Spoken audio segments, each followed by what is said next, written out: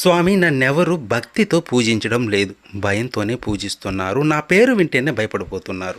ఈ భయం పోవడానికి నాకు ప్రీతి అయిన శనివారం నాడు నన్ను ఆరాధించి ఆపై నిన్ను పూజించిన వారికి సర్వదేవతల పూజాఫలం ఆ ఒక్క రోజే రావాలని కోరుతాడు శనీశ్వరుడు వెంకటేశ్వరుణ్ణి. అప్పుడు శ్రీనివాసుడు, నీ కోరిక సమంజసంగానే ఉంది. నువ్వు కోరిన వరాన్ని అనుగ్రహిస్తున్నాను. ఏ భక్తులైతే 7 శనివారాల పాటు నిన్ను ముందు పూజించి ఆ తర్వాత నన్ను పూజిస్తూ సప్త శనివార వ్రతాన్ని ఆచరిస్తారో వారు సమస్త దోషాలు తొలగించుకుంటారు అని వరమిస్తాడు.